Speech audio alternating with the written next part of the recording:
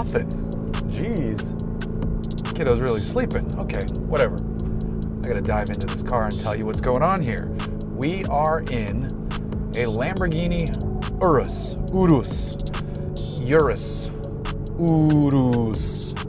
Lamborghini SUV. This is a super SUV, and the name is fitting because we've got a twin turbocharged 4-liter V8 under the hood, making nearly 650 horsepower, backed up by a nice little 8-speed gearbox, a ZF, and all-wheel drive. There's a center diff that sends power where it needs to go, mostly to the back, because this is a Lamborghini. And it's as fun as it is ridiculous, which is what you want out of a Lamborghini. Even though this is the most practical vehicle in the Lamborghini family, just by nature of it being a 5-passenger SUV with cargo space and plenty of room for people and stuff and things.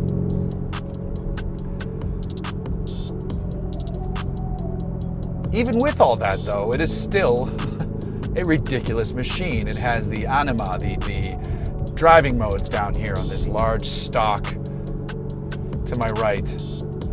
And it starts off in Strada, which is street, then you go Sport.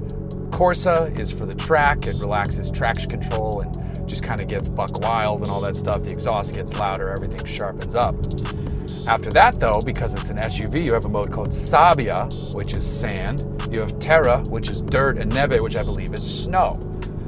And then in the Sabbia and Terra modes, it actually basically disconnects the anti-roll bars, almost like a Wrangler. So you get a bit more articulation and movement off-road, and it makes it all comfortable, which is kind of amazing. I wouldn't have expected it to do that. So when you drive this to your multi-million-dollar ski house, you're nice and comfortable, and you have traction, and you have all that good stuff. Today, right now, though, good morning, we're in Corsa. I mostly just drive it around in Sport, though, because it holds the gears for a bit too long for just general street driving, but you can grab the paddles and go from there. And then there's an Ego mode, which you can adjust it all yourself, so Ego is appropriately named there. I know better than the machine, but it lets you, put the suspension in comfort, keep the steering in a medium state, and then the drivetrain in the most responsive state, which is how I would set up the Ego mode. The one thing I don't like about the Anima switch is that it just goes one direction, so you have to toggle all the way back around if you want to get back to something. What are you, showing off your money? It's appropriate for a Lamborghini, I guess. Now, speaking of money, since my daughter just delightfully segued to that topic, these aren't cheap. The starting price, how much do you think this thing costs, Long? No, it costs $218,000. Yeah, that's the starting price. This being a Lamborghini, of course, it's going to go up from there. This one is wearing gorgeous satin white paint. What? Where do you see gold on the steering wheel? Oh, the Lamborghini badge. Yes, you're correct. They've done a good job on the inside of this thing to make it feel less like the Audi product that it is. You can see that the technology is borrowed from Audi, but it's Lambo fonts and design touches, and the gauge cluster looks like a Lamborghini gauge cluster, which is really nice way to differentiate it from the rest of the family while still getting the best parts of the family, the parts that work well in terms of the tech from the Audi side.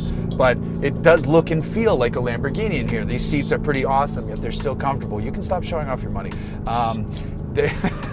There's a nice satin finish to part of it. There's a little bit of design flourish going on that goes above and beyond what an Audi would do, because Audis are more, understated for the most part, whereas Lamborghinis are not. And I'm going to demonstrate that in 1 second here when I come to this intersection and I put my foot to the floor. Oh, nice AMG coupe.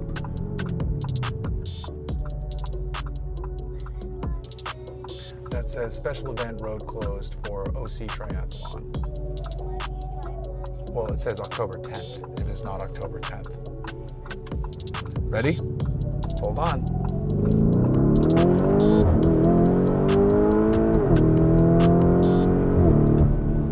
So, So, see, very much still a Lamborghini in that it goes very quickly. I think 0 to 60 is like 3.2 quarter miles in the 11 or 12 second range.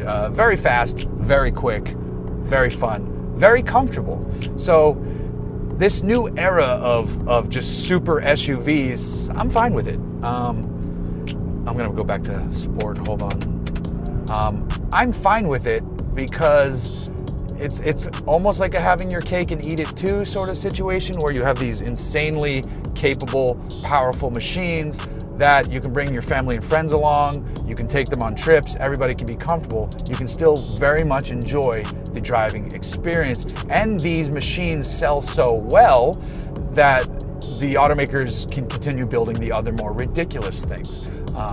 Lamborghini effectively doubled its production by introducing the Urus in 2018. So they were making, they were doing well for Lamborghini in their history.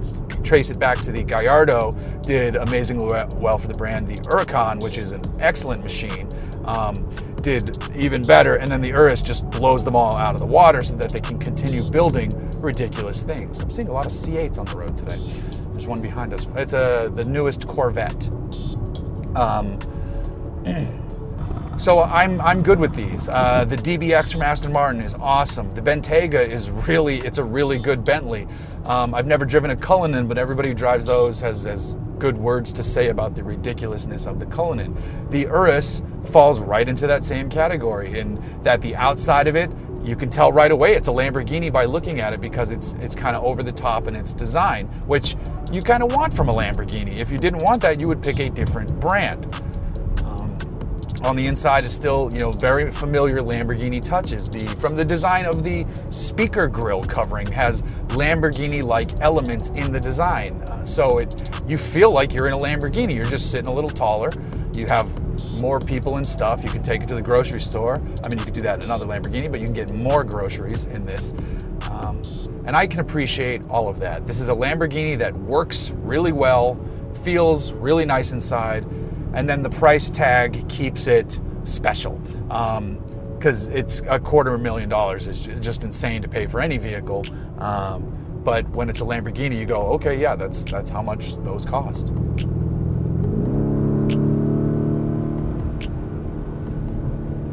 It would be cool if this was from a slightly different era and it got the Gallardo era V10. That would be pretty neat. But this twin turbo 4-liter V8 is a pretty damn good engine in every application it's applied to. So I don't have complaints there. It just works really well. It sounds good when you really lean into it, and it is appropriate for this machine for sure. It's hard to argue with a Lamborghini that works well and is comfortable and is still fun to drive. Do you like it? Yeah. What do you like about it? You always like the steering wheel. Do you like the gold Lamborghini Bull? Do you know it's a bull? And do you know where this car is made? Italy. High five for the car. All right. You can go back to napping if you want. I'm going to stop this now. We'll see you on the next one. Oh, what should we say? Because it's YouTube. Like and subscribe.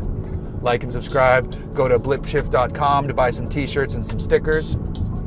Yeah, stickers. We'll have some new t-shirts coming out, so stay tuned for that stuff.